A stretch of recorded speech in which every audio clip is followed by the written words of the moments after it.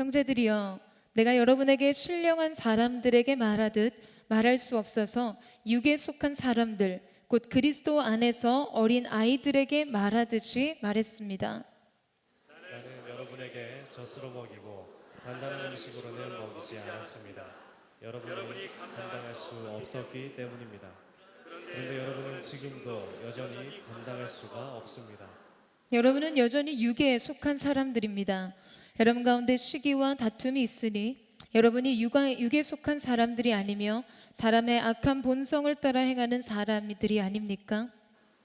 여러분 가운데 어떤 사람은 나는 바울파다, 어떤 사람은 나는 아볼로파다라고 한다면 여러분은 육에 속한 사람들이 아닙니까? 그러면 아볼로는 무엇이고 바울은 무엇입니까? 여러분을 믿게 한 사역자들일 뿐입니다. 그들은 주께서 각각 맡겨주신 대로 일할 뿐입니다. 나는 심고 아볼로는 물을 주었으나 자라게 하신 분은 하나님이십니다. 그러므로 심는 사람이나 물 주는 사람은 아무것도 아니요 오직 하나님께서 자라나게 하신 것입니다. 심는 사람과 물을 주는 사람은 하나이며 각각 자기의 수고한 대로 자기의 상을 받을 것입니다. 우리 함께 읽겠습니다. 우리는 하나님의 동역자들이요 여러분은 하나님의 밭이며 하나님의 건물입니다. 아멘. 할렐루야. 오늘도 우리 가운데 아름다우신 주님, 우리 영광스러운 그 주님 앞에 우리 감사와 찬양과 영광의 큰 박수 올려드리며 나아가기를 원합니다. 언제나 찬양받기 합당하신 주님, 온 땅에 홀로 높으신 주님의 영광을 송축합니다. 주님의 보좌를 높여드리며 나아갑니다. 예배하는 모든 자들이 주님의 영광을 보게 하여 주시옵소서. 아멘. 할렐루야. 할렐루야. 사랑하는 여러분, 성령 충만하십시오. 말씀 충만하십시오. 오늘도 우리가 이 말씀의 거울 앞에서 우리의 영혼을 비춰보고요, 이 토기장이 되신 주님의 손 안에서 우리의 삶이 다시금 빚어지는 귀한 은혜가 있게 되기를 주님의 이름으로 축원합니다. 이 작년에 출간되었던 이 살리에리를 위한 변명이라는 그런 책이 있습니다. 여러분, 이 살리에리가 누군지 아세요? 네, 당대에는 최고의 음악가였음에도 불구하고 지금은 자신의 음악보다도 이 모차르트와의 관계가 훨씬 더 유명하죠. 이 둘의 관계는요, 이 대중적으로 널리 알려진 계기가 있었습니다. 그것은 이 밀로스 포먼 감독의 이 아마데우스라는 영화를 통해서였어요. 이 영화에서 살리에리는 모차르트에 대한 엄청난 열등감을 가지고 괴로워하다가 시기심으로 인해서 모차르트를 죽게 한 인물로 등장하죠. 그렇게 이 살리에리는 시기심의 대명사가 되었습니다. 물론 이 살리에리가 모차르트를 죽게 했다는 것은 영화 안에서의 각색이기는 하지만 진실이 어찌 되었든 그 영화를 보면서 이 살리에리의 감정이입이 된 관객들이요 아주 압도적이었어요. 이 모차르트의 천재성을 누구보다 잘 알고 있었지만 자신이 갖지 못한 그 재능을 지켜보자니 너무나 괴롭기 그지없고, 그 소중한 재능을 가진 자가 하필이면 그토록 한없이 경박한 사람이라니, 그 재능을 주신 하나님에 대한 원망까지 느끼게 되죠. 그리고 자신이 성실하게 쌓아 올린 성과들을 빼앗길까봐 시기심으로 자기 인생을 태우며 이 불행한 삶을 살게 됩니다. 일본의 뇌과학자와 심리학자가 함께 쓴 살리에리를 위한 변명이라는 이 책은요, 바로 이 살리에리가 느낀 시기와 질투, 그리고 그로 인해 찾아오는 분노와 원한과 복수심, 불안, 열등감, 죄책감, 우울, 이런 감정들은요, 지금 우리 모두가 우리 존재 안에 안고 살아가는 문제라고 이야기를 합니다. 여러분, 옛말에 속담에 그런 얘기가 있잖아요. 사촌이 논을 사면 배가 아프다. 그만큼 누구도 피해갈 수 없고 쉽게 노출되는 마음이라는 것이죠. 그렇기 때문에 이 부정적인 감정을 어떻게 이해하고 또 그 감정을 어떻게 긍정적으로 전환시킬지에 대해서 이야기를 하는데요, 나름 이런 부정적인 이 감정들은요, 이 인류의 역사 속에 존재하는 어떤 생존의 도구처럼 긍정적인 기능이 있다는 그런 지론을 펼치는 것을 볼 수가 있습니다. 여러분, 그런데 성경은 단순히 이 시기라는 감정을요, 부정적인 감정으로 보지 않고 치명적인 죄로 봅니다. 이 수도 생활을 했던 사막의 교부들과 중세 도덕 철학자들이 시기를 대죄, 7가지 대죄의 목록에 포함시킨 것은요, 그것이 영혼을 파괴시키는 죄악이고 또한 거기서부터 수많은 죄악이 나오기 때문이었어요. 우리가 이제 지난주부터 살펴본 7가지 치명적인 대죄 중에서도 가장 야비하고 더럽고 잔인한 죄라고 불리는데요, 그러니까 상대가 잘 될 때는 그 앞에서 축하한다고 말하면서 돌아서서는 배아파하며 그를 그 자리에서 끌어내리고 싶어하는 속성이 있기 때문이죠. 시기는 자기 행복을 위해 친구의 불행을 제물로 삼는 아주 잔인하고 비틀어진 자기 사랑이라고 할 수 있습니다. 그래서 말씀은 단순히 부정적인 감정을 어떤 긍정의 에너지로 이용하는 차원의 접근과 해결이 아닌 우리에게 시기심의 문제에 대해 더 본질적인 이해와 더 본질적인 해결의 답을 제시해 주고 있는 것이죠. 오늘 이 본문 속에 고린도 교회에서 발생하고 있는 또 문제에 대한 질문을 받고요, 이를 해결하기 위해서 기록한 바울 서신의 내용을 담고 있습니다. 고린도 교회에 나타났던 굉장히 큰 문제는 교회 분열이었어요. 주님의 몸이 깨어지는 그 분열의 뿌리는 지금 그들 가운데 있었던 시기와 다툼 때문이었습니다. 오늘 3절 말씀을 우리 다시 한번 같이 읽도록 하겠습니다. 3절 말씀 시작. 여러분은 여전히 육에 속한 사람들입니다. 여러분 가운데 시기와 다툼이 있으니 여러분이 육에 속한 사람들이 아니며 사람의 악한 본성을 따라 행하는 사람들이 아닙니까? 여러분, 바울은요 아주 굉장히 강력하게 지금 그들에게 있었던 시기와 다툼을 통해 고린도 교회 성도들의 영적인 진단을 아주 분명하고 아주 명확하게 내립니다. 자, 뭐라고 합니까? 여러분은 육에 속한 사람이며 악한 본성을 따라 행하는 사람들이다. 그러니까 지금 바울이 보는 시기는요, 육적인 삶의 대표적인 특징이자 악한 본성을 그대로 노출시키는 신앙의 초보 단계의 모습이라고 말해주고 있어요. 그래서 바울은 오늘 말씀을 시작하면서요, 내가 여러분에게 신령한 사람들에게 말하듯이 말할 수가 없어서 육에 속한 사람들, 곧 그리스도 안에서 어린 아이들에게 말하듯이 말했습니다 라고 이야기를 하죠.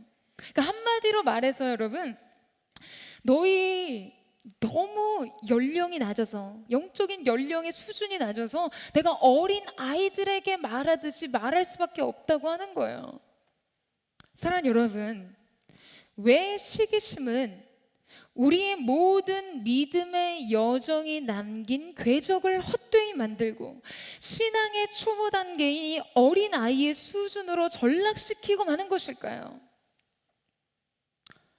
여러분, 시기는 결코 우리 자신을 하나님 앞에서 자라나게 하지 못하게 합니다. 성장하게 하지 못하게 해요. 왜냐하면 이 시기심은요, 자기 애에 집착하게 만드는 죄악이기 때문입니다. 이 시기심에 사로잡히면 우리는 우리 자신에 대해서 완전하게 골몰하게 되어 있어요.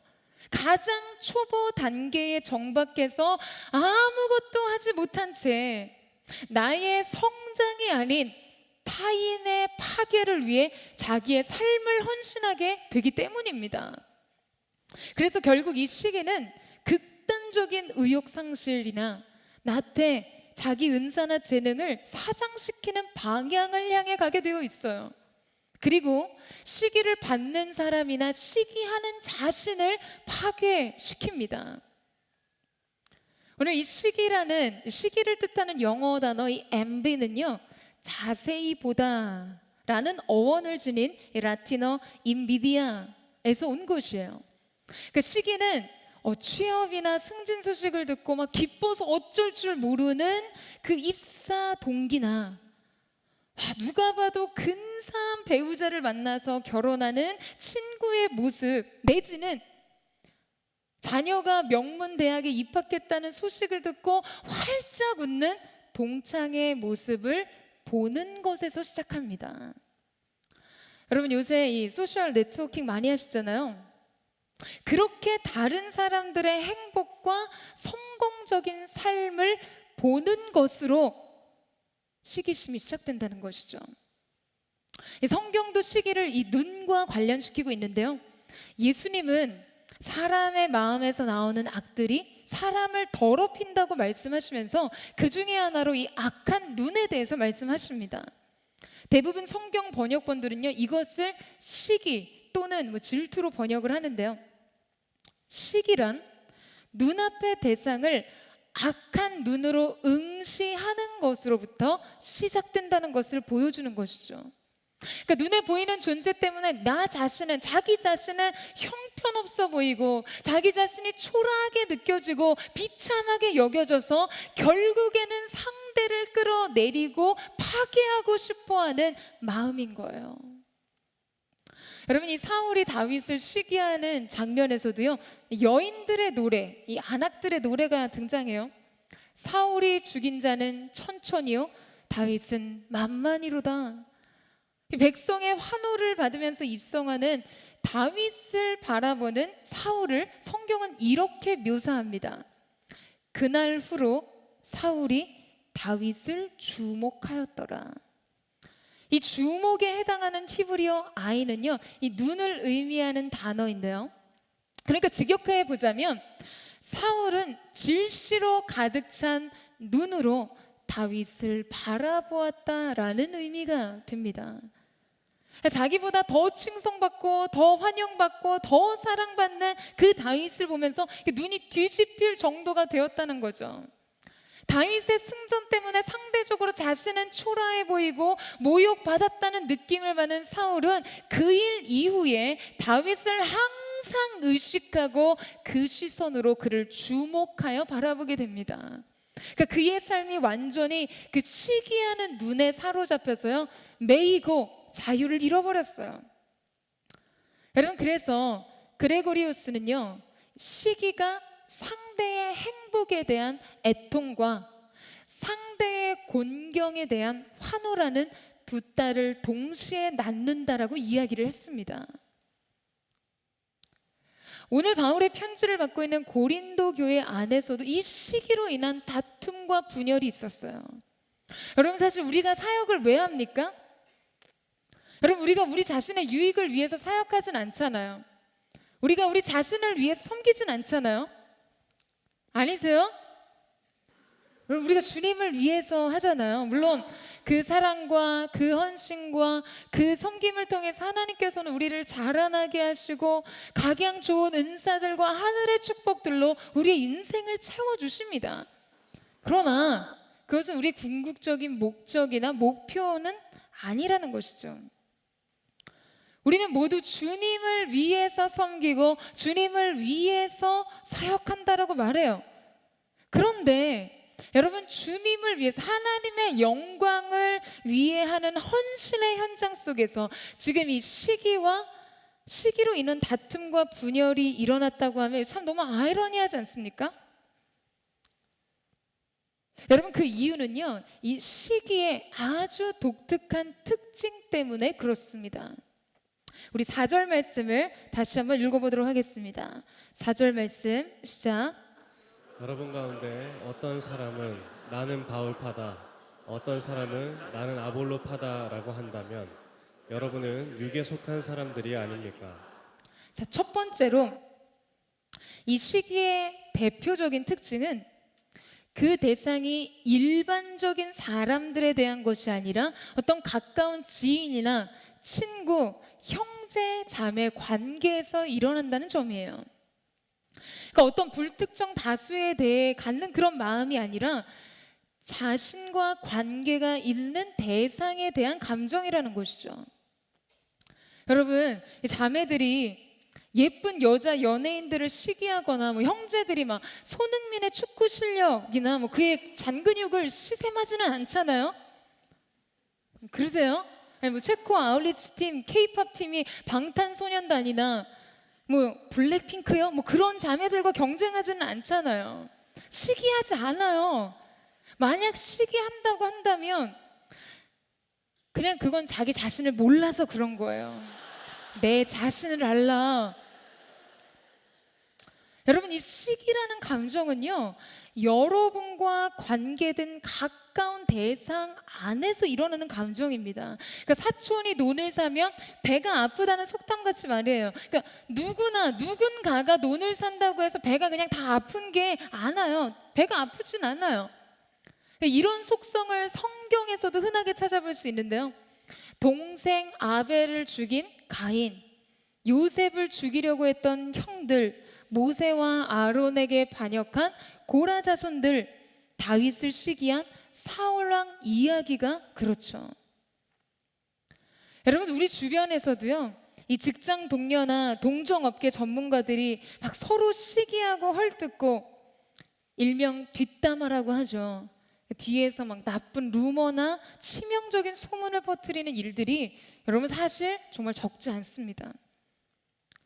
특히 사람들은요, 자기보다 아주 뛰어나고 아주 월등한 친구보다는 자신과 비슷한 친구가 잘 되는 것을 훨씬 더 견디기 어려워하는 경향들이 있습니다. 그래서 윤리학자들은 시기를 형제들에게 짓는 죄라고 불렀어요. 오늘 본문 속 고린도 교회에서는 당파가 나눠지는 일이 생겼습니다. 뭐 어떤 구체적인 사건과 어떤 맥락들이 있었는지는 다 알 수 없지만 아주 분명한 것은 바울 라인과 아볼로 라인이 갈라졌다는 거예요. 그러니까 바울이라는 리더십 아래서 훈련된 그룹과 양육을 받았던 사람들과 아볼로라는 리더십 아래서 훈련받고 양육을 받는 그룹이 나눠진 것이죠. 그들은 한 교회 성도들이었고 아주 좋은 지도자 아래 훈련받은 사람들이었어요. 여러분, 그들 나름 안에는 선한 목적과 선한 뜻을 가지고 있었겠죠. 그런데 우리도 사역을 하다 보면 그런 일이 있는 것처럼 때로 막 주도적인 일을 하는 사람들이 있고 후방에서 서포트를 하는 그룹들이 생기기 마련이잖아요. 어떤 기회나 적절한 지원이 고르게 주어지지 않았거나 어떤 사역에 대한 평가나 격려나 위로가 제대로 이루어지지 않으면서 지금 그들 속에는 서로를 바라보는 시선에 문제가 생기기 시작했던 것이죠. 그러니까 우리들 안에서도 흔히 있을 수 있는 일입니다. 아니, 나도 똑같이 수고했고 나도 똑같이 고생했는데 왜 쟤는 칭찬을 받고 왜 쟤는 인정을 받고 저렇게 사람들 앞에 세워지고 나는 뭐야? 이런 마음들 말이에요. 마치 바울에게 양육을 받았다는 것을 자기 훈장으로 여기는 사람들에게 그냥 그 훈장 떼어버리고 싶은 거예요. 그러면서 자기는 아볼로 훈장을 타는 것이죠. 그 안에서 경쟁심과 갈등이 일어나고 그것이 시기의 문제로 불거지게 된 것이었습니다. 여러분, 유명한 프랑스 문학 평론가인 르네 지라르는요, 우리에게 이웃이 소유하는 것을 동일하게 소유하려는 모방 욕구가 있다고 말했어요. 이 욕구는 시기심과 연결되어 있는데요. 이 모방 욕구를 통해서 어떤 경쟁과 갈등을 낳곤 하는데 지금 이 모방 욕구 뒤에서는 모두가 같은 것을 누리고 똑같이 대접받아야 한다는 어떤 잘못된 평등 욕구가 숨겨져 있다는 것이죠. 아니, 왜 나에게는 없고 너에게는 있는가? 내게 없으면 너도 없어야 돼. 그러니까 이런 파괴적인 감정으로 치닫게 되는 것이에요. 사랑하는 여러분, 오늘 여러분에게도 이러한 대상이 있지는 않으십니까? 누구에게나 있을 수 있는 마음이에요. 누구도 피해갈 수 없는 마음입니다. 그러나 그 마음이 하나님 앞에서 다뤄질 필요가 있다는 것이에요. 하나님께서는 우리 모두를 각자 다르게 만드셨고 각자에게 각기 다양한 은사와 자질과 기질과 감성을 주셨어요. 여러분, 그래서 사람들은 저마다 다양한 능력을 가지고 그에 따라 색다른 가치와 결과를 만들어낼 수 있는 것이죠. 여러분, 이 사실에 동의하세요? 그런데 시기라는 것은요, 잘못된 평등 의식에서 지금 이 사실을 받아들이지 않으려는 것과 다름이 없습니다. 그러니까 모두가 다 하향 평준화 되기를 바라는 마음인 거예요. 내가 가질 수 없다면. 그렇다면 이런 시기로부터 우리가 벗어나기 위해서 필요한 것은 무엇인가? 첫 번째로, 여러분, 우리는 비교 의식을 버려야만 합니다. 타인과 나를 비교하면서 느끼는 그 아슬한 절망감, 이 상대적인 박탈감으로부터 시기가 뿌리를 내리기 시작하기 때문이에요. 나도 모르게 습관처럼 굳어져 버린 여러분, 이런 비교 의식을 버려야만 시기심이 싹틀 수 있는 조건을 잃어버리게 되는 것이죠. 저는 어린 시절에요, 비교 의식과 관련된 두 가지 기억이 있습니다. 저희가 어렸을 때는 이 바나나가 별로 흔하지 않은 과일이었어요. 이 동네 슈퍼마켓 가서 이렇게 쉽게 살 수 있는, 사 먹을 수 없는 그런 흔하지 않은 과일이었습니다. 그런데 제가 정말 이 흔하지 않은 바나나를 먹을 수 있는 날이 있었는데요. 그것은 저희 어머니와 할머니를 따라서 남대문 시장에 갈 때였어요. 그러면 이 니어가에서 팔고 있는 이 바나나 하나에 500원, 두 개에 1,000원 하는 바나나 하나씩을 사주시곤 하셨어요. 근데 막 크기가 크지도 않아요.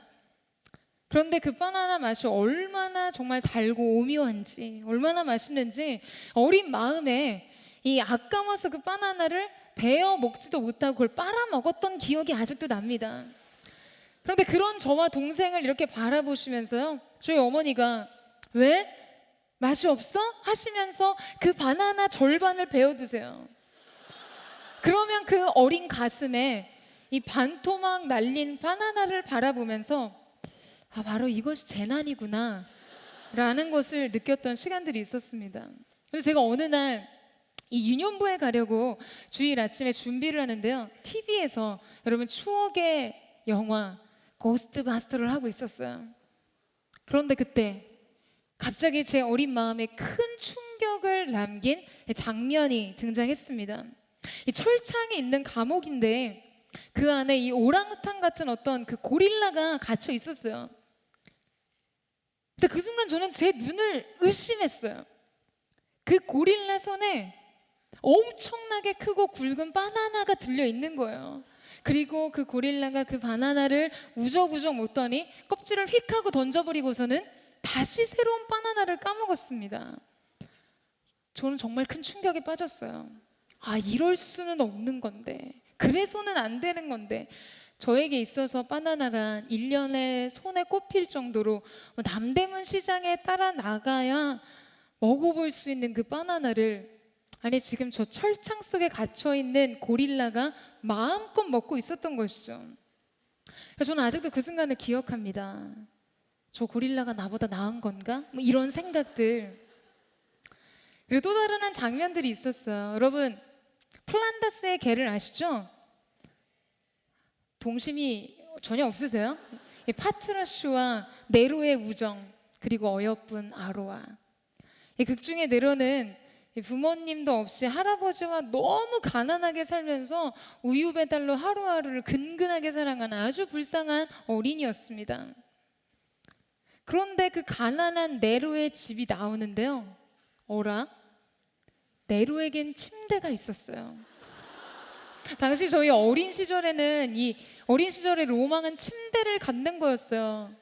드라마에서 나오는 행복하고 부유한 집에는 늘 2층 침대가 있었거든요. 그러니까 동생과 저는 늘 이 침대를 늘 갖고 싶어 했어요. 그런데 지금 너무 가난해서 파트라슈와 우유 배달을 하는 네로에게조차 침대가 있었던 거예요. 제가 그날 너무 큰 충격을 받아서 저희 어머니께 물었어요. 엄마, 우리는 많이 가난해? 어머니가 놀라서 저한테 되물으시는 거예요. 아니 왜 그런 생각을 했어? 아니 네로는 너무 가난해서 슬픈 아이인데 네로의 집에는 침대가 있는데 우린 없잖아. 우린 대체 얼마나 가난한 거야? 여러분 뭐 그냥 우스갯소리 같으실지 모르지만 제가 이토록 이 상황을 디테일하게 기억하고 있는 것은요, 어린 마음에 찾아온 이 비교 의식이 남긴 어떤 불편한 감정 때문이었을 것입니다. 여러분, 비교 의식은 정말 파괴적인 거예요. 우리가 누군가의 삶과 자신을 비교하기 시작하면 여러분 결론은 파괴된 자신만 남습니다. 게다가 우리가 누군가의 삶에 빗대어 자신의 삶을 상대평가하게 되는 기준들이 다 여러분 어디서 온 것이죠? 다 어디서 온 것입니까? 다 세상으로부터 온 것이에요. 외모, 학벌, 평판, 인맥, 재능, 경제력, 다 세상이 요구하는 기준대로 평가하는 영역들인 것이죠. 지독하게도 성공에 길들여진 사람들, 성공만 추구하는 삶에서 나온 평가지와 같은 것들이에요. 그런데 여러분이 만약 이런 것들을 비교하면서 평가하기 시작하면요, 여러분 우리의 영혼은 다 죽습니다. 여러분 절대로 여러분의 인생 속에 타인의 삶과 자신을 비교하는 모든 비교 의식이 끊어지게 되기를 주님의 이름으로 축원합니다. 그것은 우리의 영혼을 종먹는 일이에요. 여러분 지난주에도 말씀드렸죠? 우리는 상대평가되는 존재들이 아니라고요. 우리의 인생은 하나님 앞에서 절대 평가되는 존재들입니다. 하나님 앞에 우리의 태도와 반응들을 통해서 평가되는 거예요. 그렇기 때문에 세상이 우리에게 요구하는 것들을 끊임없이 주변과 상대평가하면서 여러분 그렇게 좌절하기보다 하나님께서 우리 자신에게 주신 것을 바라보고 그것을 의식하는 것이 필요합니다. 시기는요, 끊임없이 상대가 가진 것을 바라보게 함으로써 자신에게 어떤 것이 있는지를 제대로 보지 못하게 만들어요. 우리는 타인이 가진 행복과 좋은 조건을 바라보던 눈을 바로 자기 자신에게로 가진 것, 하나님이 우리에게 주신 것을 볼 수 있어야만 합니다. 여러분에게 주신 것, 그 아름다운 것들을 바라보고 자족할 수 있어야 한다는 것이죠. 여러분 하나님께서는 우리를 만드실 때 각자에게 고유한 은사들을 주셨어요. 여러분 이 사실을 믿으시죠? 그래서 우리는 우리 인생을 살아가면서 우리 자신의 고유성을 발견하기 위해 노력해야만 합니다. 그리고 바로 그것을 통해 우리 인생을 이해하고 개발하는 것이 필요한 것이죠. 근데 우리가 그것을 제대로 찾지도 않고 사용하지도 않기 때문에 그냥 방치되는 경우들이 너무나 많다는 거예요.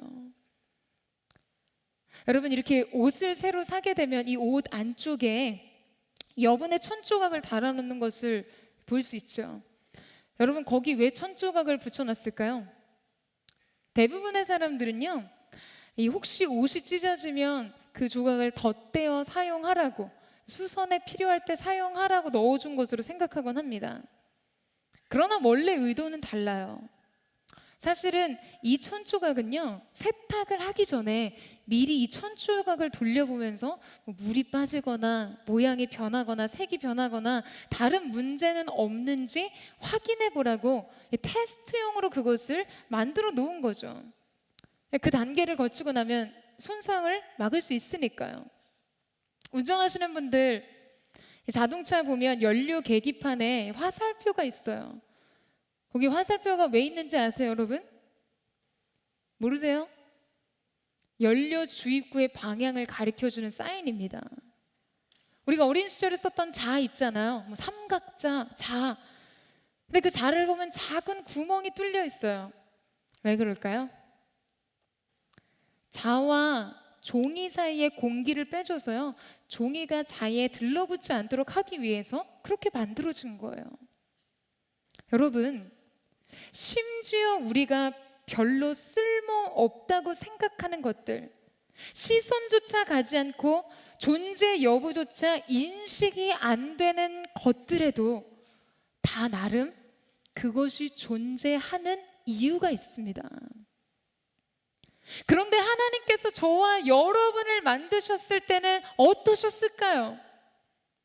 사랑하는 여러분, 꼭 여러분이어야만 했던 이유가 하나님께 있으셨어요.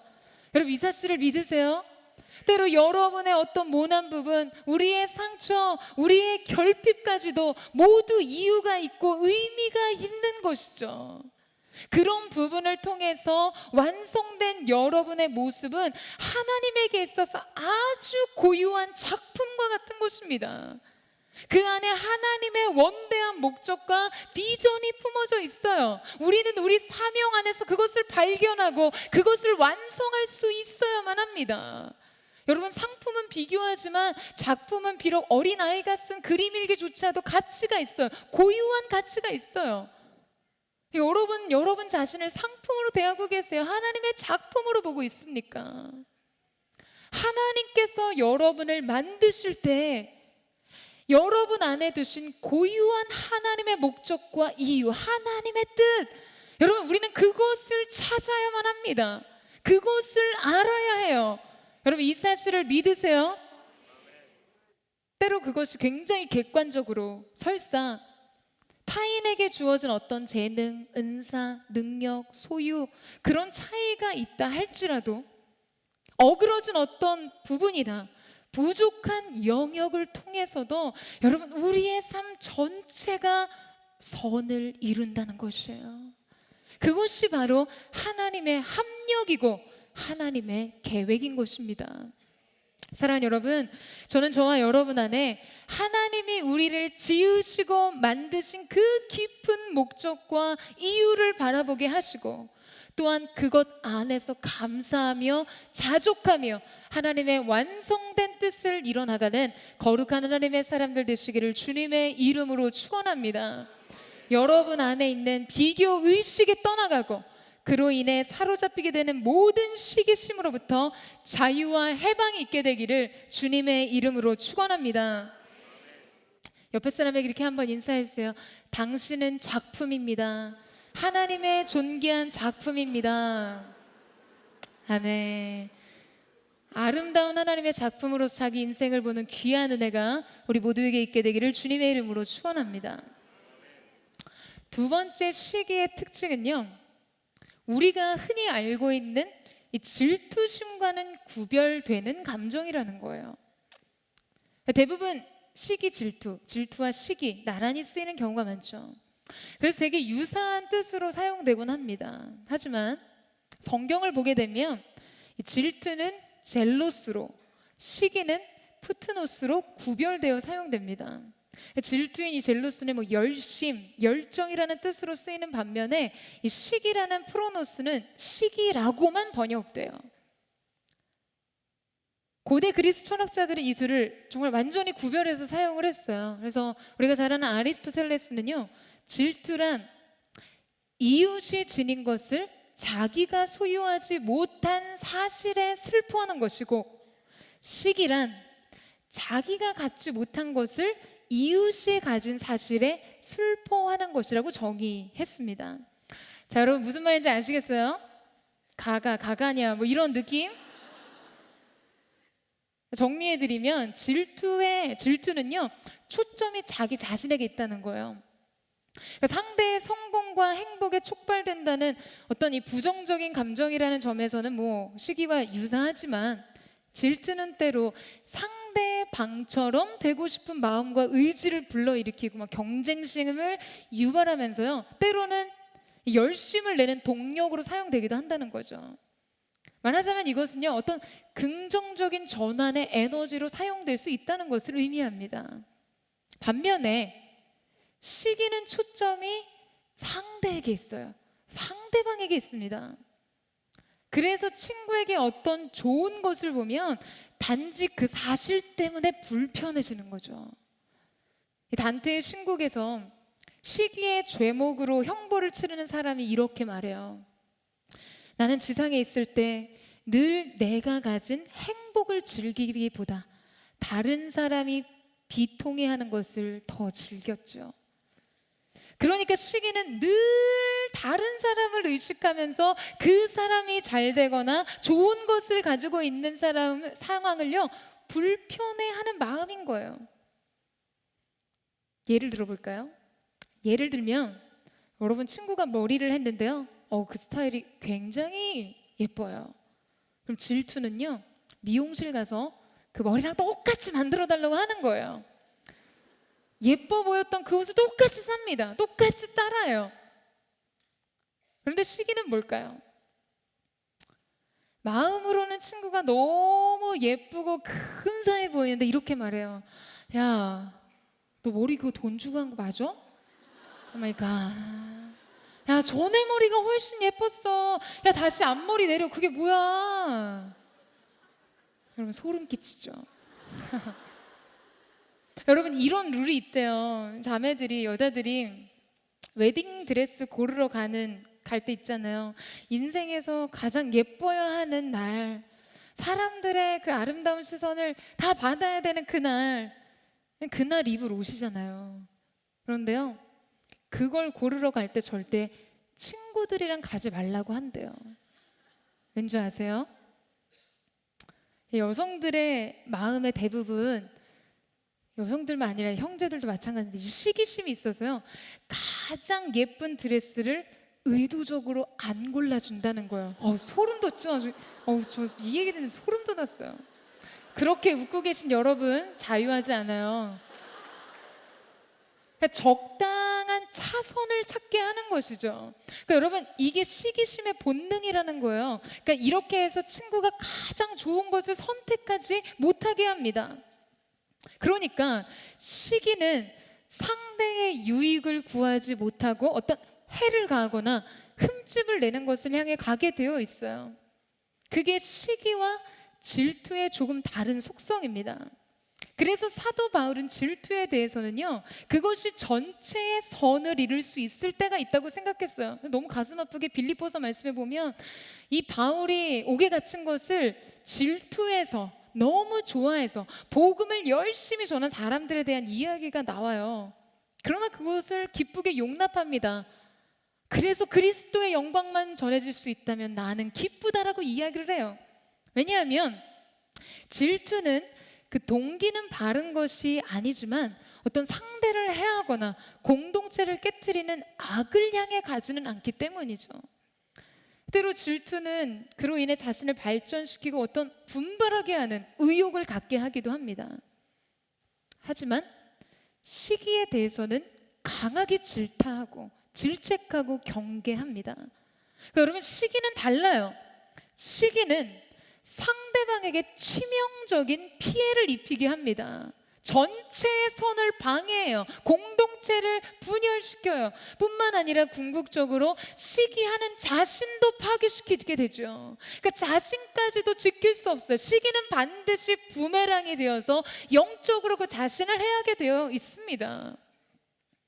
여러분 시기가 시기의 대상을 파괴하는 속성을 가질 때 가장 쉽게 틈탈 수 있는 영역이 어딘 줄 아세요?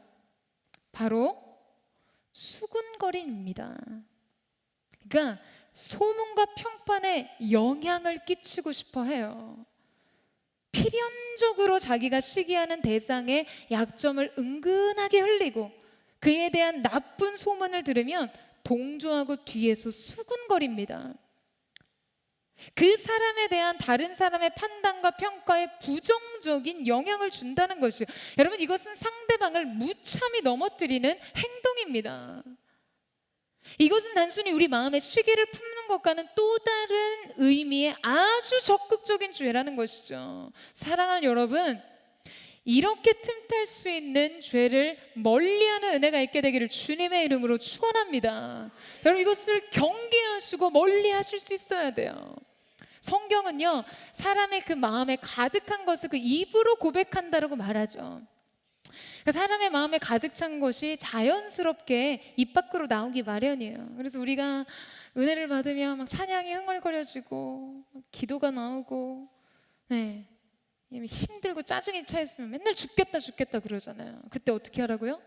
죽게 있다.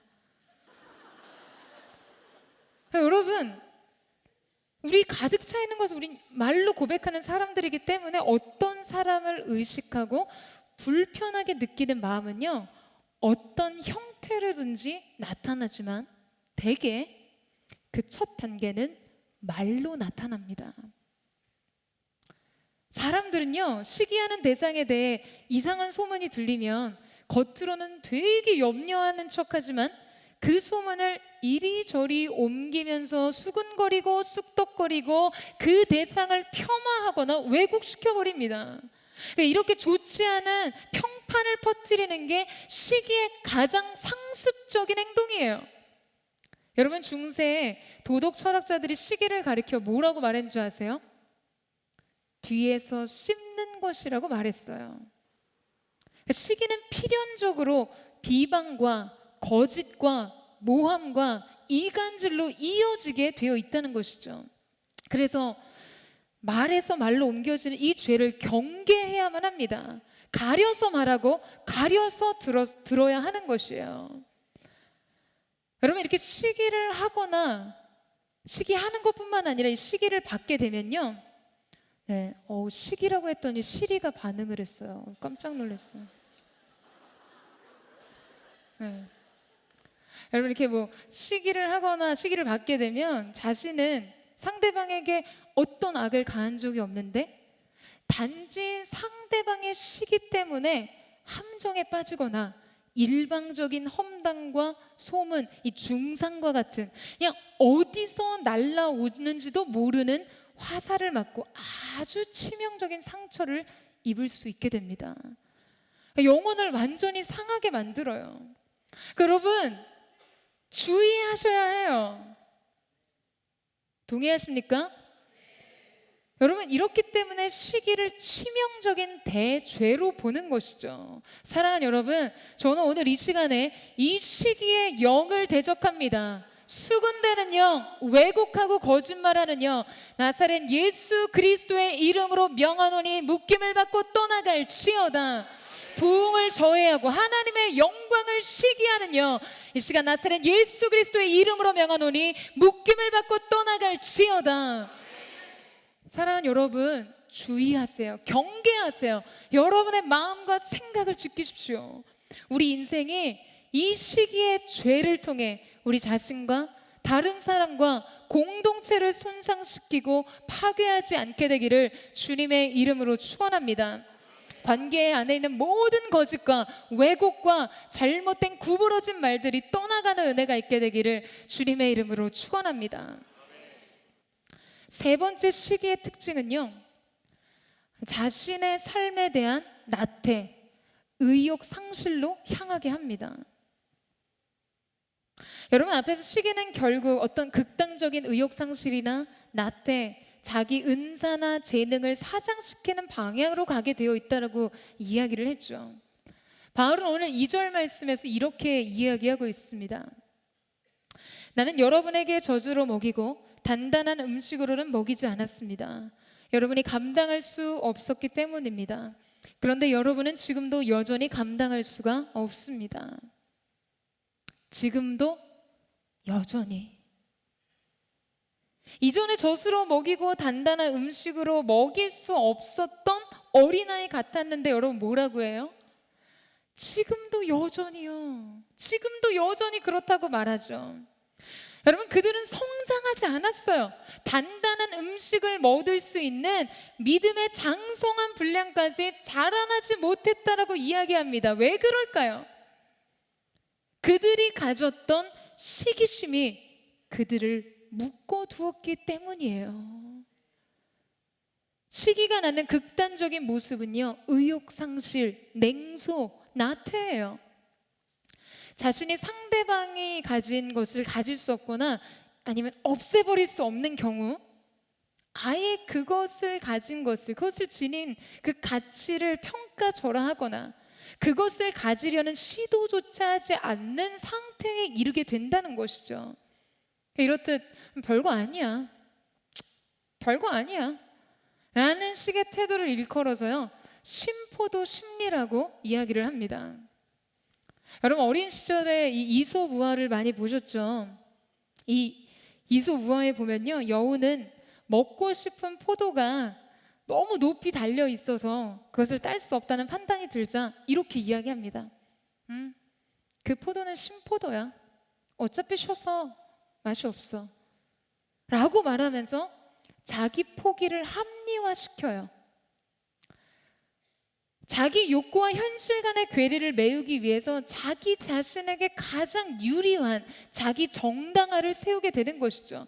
여러분 이런 상태가 계속되면요, 냉소적이 되면서 자기 삶에 대한 의욕이 떨어지고 급기야 나태로 빠지게 됩니다.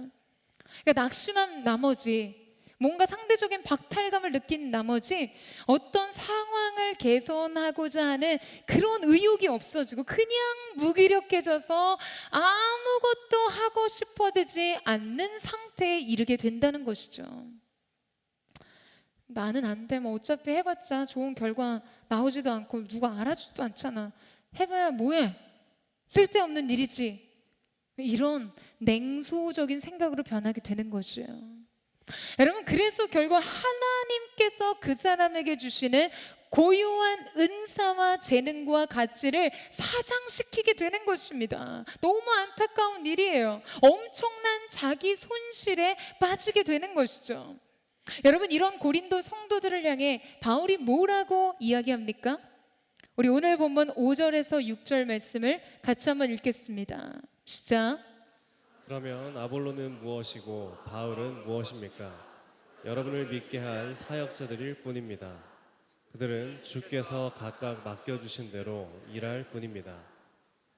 나는 심고 아볼로는 물을 주었으나 자라게 하신 분은 하나님이십니다. 여러분 바울이 뭐라고 하죠? 나는 심었고 아볼로는 물을 주었다는 것이죠. 각각 다른 영역의 사역이고 각각 모든 것이 중요합니다. 각각의 각자 고유의 가치가 있다는 거예요. 그러나 더 중요한 사실은요, 결국 이들을 자라게 하시는 것은 하나님이시라는 사실이에요. 그러면서 바울은 시기에 대한 최종적 해독제에 대해 말합니다. 8절에서 9절 말씀에 심는 사람과 물을 주는 사람은 하나이며 각각 자기의 수고한 대로 자기의 상을 받을 것입니다. 우리는 하나님의 동역자들이요 여러분은 하나님의 밭이며 하나님의 건물입니다. 여러분 우리는요 모두 각각 자기 수고대로 자기 상을 받는 존재들입니다. 여러분 이 사실을 믿으세요? 여러분 이 사실 믿으신다면 여러분에게 엄청난 자유가 있을 거예요. 여러분 하나님은 우리를 다른 이들과 비교하지 않으세요. 다만 하나님께서 우리에게 맡기신 삶에 대해서 말씀하실 뿐이에요. 예수님께서 말씀하신 달란트 비유를 여러분 잘 알고 계시죠? 예수님이 말씀하신 달란트 비유에서 우리가 진짜 관심을 가져야 할 가장 중요한 초점은요, 몇 달란트를 가진 사람이 더 가치 있는 사람인가? 이것이 아니라 누가 자신이 받은 것으로 열심히 일에 이윤을 남겼느냐 하는 것임을 알 수 있습니다. 예수님의 이 비유에서 자기가 받은 것으로 장사를 해서 이윤을 남긴 이들은요 모두 동일하게 주인에게 잘했다, 착하고 충성된 종아 라는 칭찬을 받았고 주인의 잔치에 참여하는 영광을 누리게 됩니다. 그렇기 때문에 2달란트 받은 사람이 5달란트 받은 친구를 시기할 필요가 없고 더 적게 받았다고 자기 연민에 빠질 필요도 없는 거예요. 여러분 모두가 5달란트 받을 필요도 없고 또 5달란트가 더 좋은 것이라고 말할 이유도 없다는 것이죠. 여러분 이 사실을 믿고 동의하세요? 여러분 우리의 삶이란 주인의 뜻과 주권에 따라 각각 차이를 두어 우리에게 맡기신 것뿐이에요.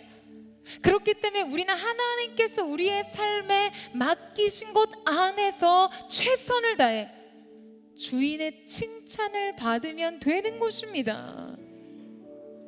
우리가 각자에게 주신 달란트를 가지고 인생의 열매를 남기는 삶을 살기보다 그냥 다른 사람 손에 주어진 더 많은 달란트에 곁눈질을 하느라 인생과 영혼을 허비하고, 여러분 그렇게 소진한다면 과연 우리의 삶이 하나님 앞에서 어떤 판단과 어떤 평가를 받을 수 있을까요?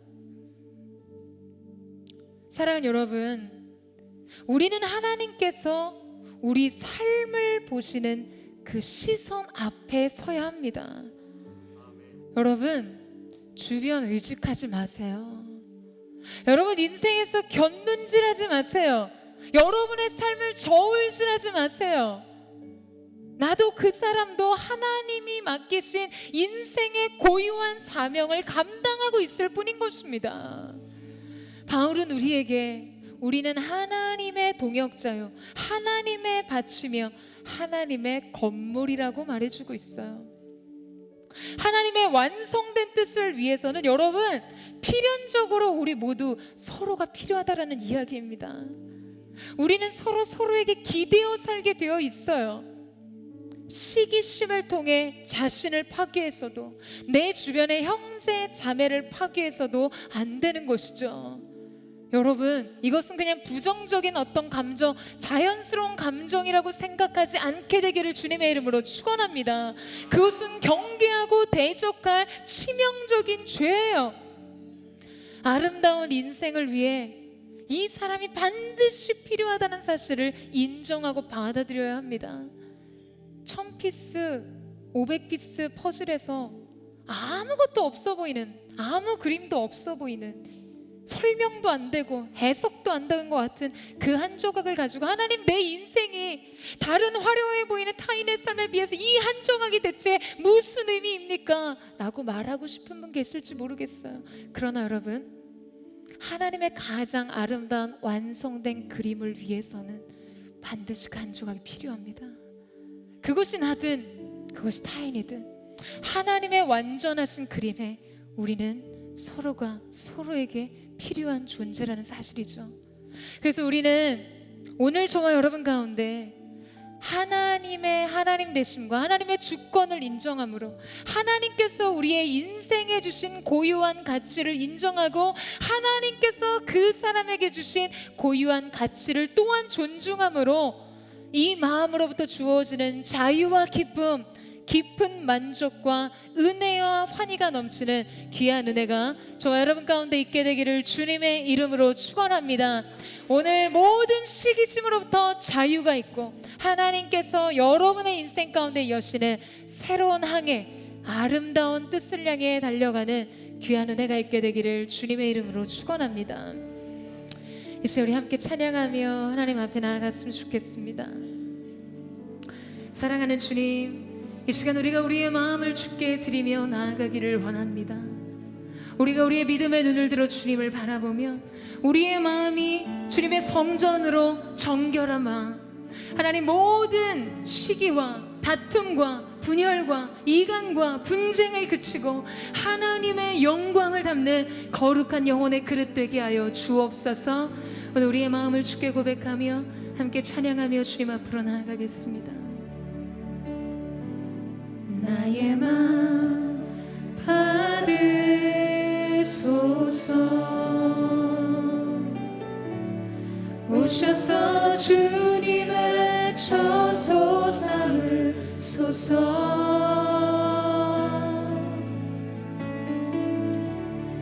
나의 전부이신 주여 내 맘을 받아주소서. 나의 마음 받으소서. 나의 마음 받으소서. 주님 오셔서 주님의 처소 삼으소서.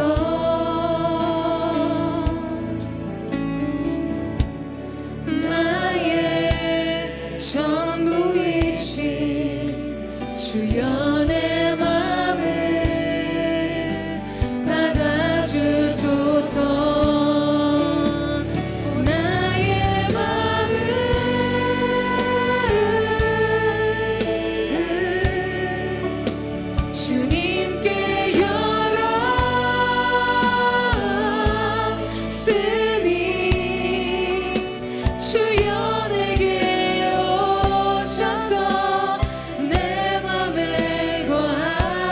주옵소서. 주가 기뻐하네. 주의 성전 되게 하소서. 나의 마음 받으소서. 주님 오셔서 주님의 처소 삼으소서. 나의 전부이신 나의 전부이신 주여 내 마음을. 우리 다시 한번 고백할 때 주님의 임재를 초청하니 고백합니다. 나의 마음 받으소서. 나의 마음 받으소서. 오셔서 주님의 처소 삼으소서. 나의 전부이신 나의 전부이신 주여 내 마음을 받아주소서. 나의 마음을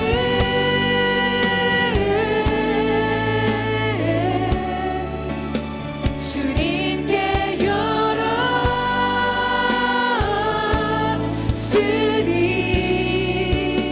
주여 내게 오셔서 내 맘에 거하여 주옵소서. 주가 기뻐하는 주의 성전 내게 나의 맘을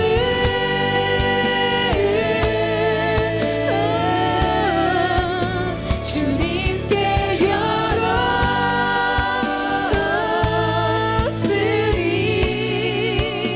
주여 내게 오셔서 내 맘에 거하여 주옵소서.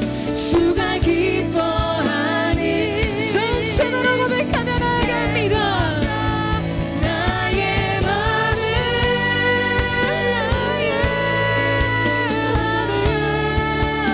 주님께 열었으니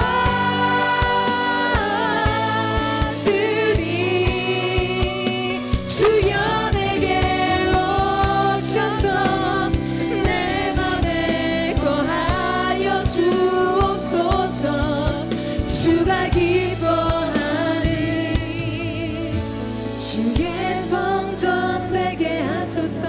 나의 마음 받으소서. 주님 오셔서 주님의 처소 삼으소서. 나의 전부이신 나의 전부이신 주여 내 마음을 받아주소서. 나의 전부이신 나의 전부이신 주여 내 마음을 받아주소서. 사랑하는 여러분, 이 시간 우리가 기도하며 나아갈 때 우리 안에 때로 어쩌면 그냥 자연스럽게 있을 수 있는 부정적인 감정의 일부로 받아들였던 이 시기를 대적하며 대항하며 주님 앞에 회개하며 기도하며 나아가기를 원합니다. 여러분, 이 시기가 우리의 인생 속에 죄가 될 수 있는 이유는 하나님께서 우리의 삶 속에 가장 선하시고 가장 완전하시고 가장 아름다우신 뜻을 두시고 그 뜻을 완성하시기에 우리의 존재를 지으셨다는 사실을 부정하는 것에서부터 시작되기 때문입니다. 그냥 다른 사람과 비교하는 그 마음 자체가 아니라 하나님께서 여러분의 인생 속에 여러분을 보배롭고 존귀한 나의 자녀라고, 나에게는 놓여야만 했던 이유가 있다라고, 나에게는 놓여야만 하는 목적이 있다고 말씀하시는 그 하나님의 주권을 인정하지 않는 죄의 시작이기 때문인 것이에요. 오늘 이 시간 우리가 하나님 앞에 회개하며 나아가기를 원합니다. 하나님, 내 인생이 너무나 많이 견눈질했습니다. 내 인생이 너무나 많은 비교의식 속에, 비참함 속에 하나님이 내게 주신 귀한 것, 가장 존귀한 뜻을 바라보지 못했습니다. 주님 회개합니다. 하나님의 창조의 주권 속에서 하나님이 나를 가장 귀한, 가장 아름다운, 가장 완전한 하나님의 목적과 뜻에 맞게 창조하셨음을 믿습니다. 그것을 인정하지 못했던 나의 모든 비교의식과 나의 시기의 모든 죄로부터 오늘 내게 자유가 있게 하여 주시옵소서. 오늘 우리가 하나님 앞에 회개하며 우리의 마음을 드리며 주의 한번 버리고 합심하여 동성으로 기도하겠습니다. 주여, 하나님께서 오직 나를 통해서만, 나여야만 하는 하나님의 이유, 그 창조의 목적과 하나님의 뜻을 이해하지 못하고 그 하나님의 완전하신 은혜를 누리지 못했던 하나님, 우리 자신의 모든 죄악을 주님 앞에 도설하며 인정하며 자복하며 기도하며 나아갑니다. 회개하며 나아갑니다. 오늘 하나님의 주권을 인정하게 하여 주셔서 오늘 내게는 내게 맞는 은혜를, 그에게는 그에게 맞는 은혜를 주신 하나님의 완전하신 뜻, 하나님의 절대 주권 앞에 순복하며 순종하는 마음을 허락하여 주옵소서. 하나님의 작품으로서 나 자신을 보게 하여 주시고 하나님의 행하시는 일들이 오늘 우리 가운데 나타날 수 있도록 도와주시기를 원합니다. 이 시기심에 잘못된 비교의식, 우리 자신을 비참한 시선으로 바라보게 하고 타인의 행복을 아버지를 고통스럽게 바라보게 하는 모든 더러운 사단의 세력, 모든 더러운 사단의 회방이 예수님의 이름으로 끊어지게 하여 주옵소서. 고통스러운 마음속에 해방을 주십시오. 잘못된 인생의 비교의식들이 하나님 끊어지게 하여 주시기를 원합니다. 한 사람 한 사람 속에 하나님의 일하심이 드러날 수 있도록 도와주시고 그 마음속에 하나님이 거하신 안전한 주의 성전 되게 하시는 내가 있을 수 있도록 주여 도와주시고 함께하여 주옵소서. 역사하여 주옵소서. 아버지 하나님, 우리가 주님 소망하며 나아갑니다. 우리의 마음을 주님 받으소서. 우리의 마음을 주여 받아 주옵소서. 사랑하는 주님, 오늘 하나님의 사람들이 주님 앞에 자기의 존재에 대해 질문합니다. 내 앞에 보일 수 있는 세상의 요구와 그 세상의 요구에 부합한 많은 사람들의 화려한 삶이 여러분 자신을 고통스럽게 하고 있지는 않습니까? 바울은 고백했어요. 내가 비천에 처할 줄도 알고 내가 풍부에 처할 줄 아는 일체의 비결을 배웠노라. 자족하는 법, 하나님이 주신 것이 가장 완전한 것이라는 만족 안에서 자신의 인생을 누리는 행복을 말이죠. 여러분, 그것을 누리고 계세요? 나는 단순히 나에겐 어떤 시기심이 없는데, 나는 비교하는 대상이 없는데 그렇게 간구할 일이 아닙니다. 여러분이 하나님께서 여러분의 인생 속에 부여하신 고유한 가치를 발견하고 인정하지 못할 때 그것은 시기의 첫 번째 출발이 됩니다.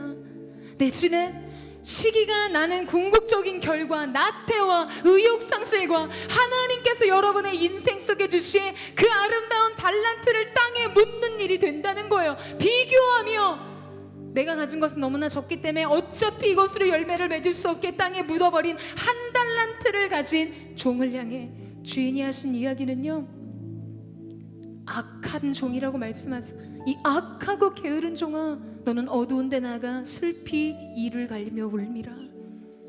사랑하는 여러분, 하나님 앞에서는 무엇을 더 많이 가졌느냐가 중요하지 않습니다. 하나님이 주신 것이기 때문에 하나님 이미 알고 계세요. 여러분의 인생 속에 가진 것이 무엇인지, 여러분이 할 수 있는 것이 무엇인지 하나님은 알고 계십니다. 다만 그 주인이 맡기신 일에 자기 삶에 최선을 다하고 하나님께서 주신 것을 최고의 것으로 할 수 있는 자족의 비결, 이것이 여러분 하나님을 진정 영화롭게 하는, 하나님 앞에 드릴 수 있는 최고의 영광인 줄로 믿습니다. 여러분, 여러분에게 주신 하나님의 은혜에 자족하세요. 감사하세요. 아름답고 아름답도다 주님의 은혜요. 그것을 감사하며 자족의 자리에 있을 때 하나님께서 가장 큰 영광을 받으실 줄로 믿습니다. 하나님의 사람들을 이 자족의 영광, 자족의 은혜 가운데 거하지 못하도록 끊임없이 타인과 자신을 비교하게 만드는 더러운 모든 사단의 비교의식, 시기하여 모든 열등과 자기 존재의 절망과 예수님의 이름으로 명하노니 묶임을 벗고 떠나갈지어다. 주님 새 영을 부어주십시오. 우리를 사랑하시는 아버지의 완전하신 사랑과 완전하신 계획을 바라보는 믿음의 시선이 열려지게 하여 주시옵소서. 우리 전심으로 주여 세번 부르짖고 합심하여 동성으로 기도하겠습니다. 주여 주여 주여. 오 주님, 우리 한 사람 한 사람이 주님 안에서 자족하며 하나님 안에서의 만족을 누릴 수 있기를 원합니다. 아버지 자신에게 주신 고유한 하나님의 은혜, 고유한 하나님의 뜻, 고유한 하나님의 이유를 발견하게 하시고 인생의 모든 절망에서 구원을 얻게 하여 주옵소서. 비참한 자의식이 깨어지게 하여 주옵소서. 우울한 감정, 열등감, 비교의식, 낮은 자존감 이 시간 대적합니다. 예수님의 이름으로 명함을 끊어질 치유다, 깨어질 치유다. 자유를 주십시오. 주님 한 사람 한 사람 하나님이 존속해 주시고 그 코에 생기를 불어넣어 우리의 존재를 대신 하나님을 인정하지 못하게 하는 모든 어둠의 권세 배후의 사이라는요 내가 나서는 예수 그리스도 이름으로 저주의 명하노니 하나님의 사람들에게서 떠나갈지어다. 낮은 자존감, 비참한 마음 주님 어루만져 주십시오. 예수 안에 있는 인생의 신비, 예수 안에 있는 인생의 존귀함의 영광이 무엇인지를 알 수 있도록 하늘의 문을 여시고 기름 부어 주옵소서. 역사하여 주시옵소서. 아멘. 주 예수를 바라봅니다. 주 예수 내가 속한 곳 예수 삶의 이유 되시네 내 노래 되시네 전심으로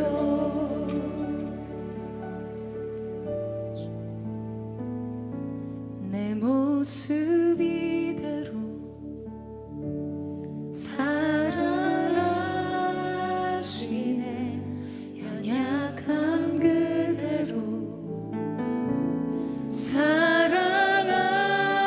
사랑하시네 나의 모든 발걸음 주가 하시나니 날 인도하소서. 내 모습 이대로 사랑하시네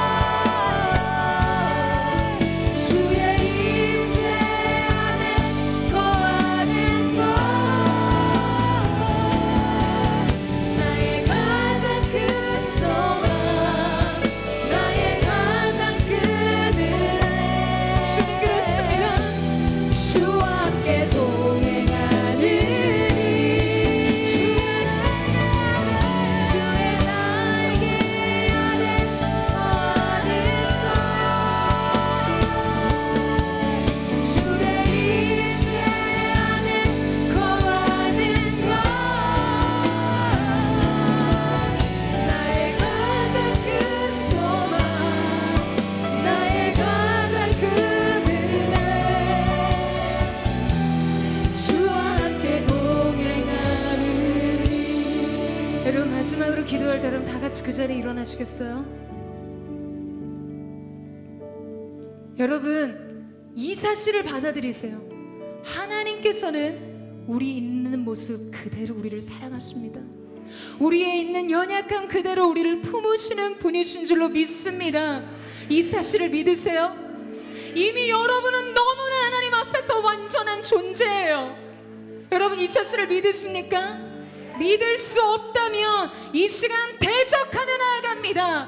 하나님께서 우리 가운데 주신 이 존귀한 사실, 하나님의 사랑을 받는 자, 존귀한 하나님의 사람임을 인정하지 못하도록 여러 가지 방법으로 속이고 저주하는 더러운 어둠의 권세의 괴계가 예수님 이름으로 완전히 끊어지게 하여 주시옵소서. 비참한 자기 자의식, 존재에 대한 절망감, 미래가 보이지 않아서 그냥 내 인생 여기서 끝났으면 좋겠다고 생각하는 분 계세요? 사랑하는 여러분, 하나님이 여러분을 위로하기를 원하십니다. 오늘 주님의 계획을 만나세요. 고유한 여러분만이 할 수 있는 여러분 인생에 하나님 주시는 뜻, 하나님의 주신 사명 안에 거하는 은혜가 있게 되기를 주님의 이름으로 축원합니다. 하나님은 여러분을 알고 계세요. 그 아버지께 마음을 드리세요. 주님의 시선 안에서 인생을 살겠습니다. 하나님이 이미 내게 완전한 것을 주셨음을 믿음으로 주님과 함께 인생의 길을 담대히 나아가겠습니다. 우리 전신으로 주의 한번 부르짖고 이 믿음의 고백을 주 앞에 드리며 나아가겠습니다. 주여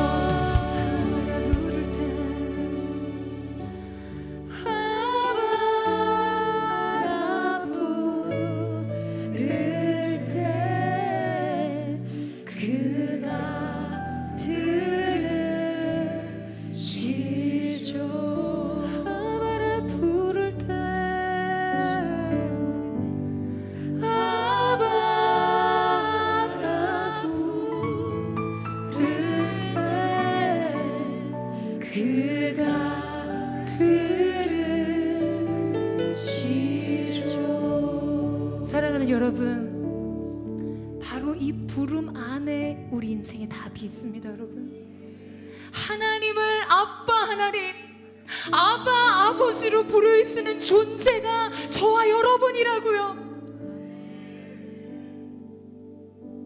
하나님을 아빠 하나님으로 부를 수 있는 존재가 여러분 자신인 것입니다.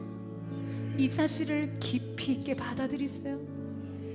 오늘 하나님께서 여러분의 마음을 위로하기를 원하십니다. 오늘 숨겨진 마음속에 자기 비참함, 자기 절망감, 자기 열등감, 낮은 자존감 때문에 늘 그 고통 가운데 허덕이며 인생을 살았던 하나님의 사람들 여기 있다면 그거 하지 말라고 말씀하시기 전에 주님 위로하길 원하세요. 사랑하는 아들아, 나를 봐라. 너를 사랑하는 눈으로 너 인생에 대한 계획을 가지고 있는 나를 바라보라고 말씀하세요. 딸아, 사람들을 둘러보는 너의 시선을 거두고 너 나를 바라보지 않겠니? 주님 말씀하세요. 여러분, 그러면 알게 돼요. 주님이 우리를 어떻게 생각하시는지, 저와 여러분 인생에 우리 미래에 어떤 계획을 가지고 계시는지요. 이 사실이 여러분을 자유하게 할 것입니다. 이 사실이 여러분의 인생의 기쁨이 될 것이며, 이 사실이 여러분의 인생의 감사와 일체의 비결을 배운 자족 안에 거하는 완전한 만족 안으로 들어가게 하는 문이 될 줄로 믿습니다. 하나님, 영광을 받아주십시오. 하늘의 문을 여셔서 주님의 사랑, 주의 은혜를 부어주셔서 하나님의 사람들을 회복시켜 주시고 믿음의 능력으로 하나님의 나라를 위해 달려갈 수 있도록 역사하여 주옵소서. 공동체를 좋아하는 시기에요, 대적하며 나아갑니다. 예수의 이름으로 명하노니 묶임을 받고 떠나갈지어다. 모든 중상모략과 험담과 모든 왜곡과 비판의 세력, 예수님의 이름으로 명하노니 묶임을 받고 떠나갈지어다. 이미 패배한 적임을 선포합니다. 온누리 교회를 보호하시고 한국교회를 보호하시고 믿음의 공동체, SNS 공동체를 지켜 보호하여 주셔서 하나님의 영광을 향한 부흥의 걸음이 계속되게 하여 주시옵소서. 그렇게 일하실 주님을 기대합니다. 주님, 오늘 우리의 있는 모습 그대로 사랑하실 뿐만 아니라 우리 삶을 향한 계획을 가지고 있다고 말씀해 주셔서 감사합니다. 그 마음 안에 자유를 누리고 그 마음 안에 기쁨으로 오직 주님께서 내게만 주신 그 사명을 향해 믿음의 다른 박질을 하는 귀한 하나님의 사람들 되게 하여 주옵소서. 주님 앞에 구별된 물질을 드립니다. 이 물질이 쓰임받는 모든 곳에 하나님의 나라가 확장되게 하시고 주님의 영광만이 나타나게 하여 주옵소서.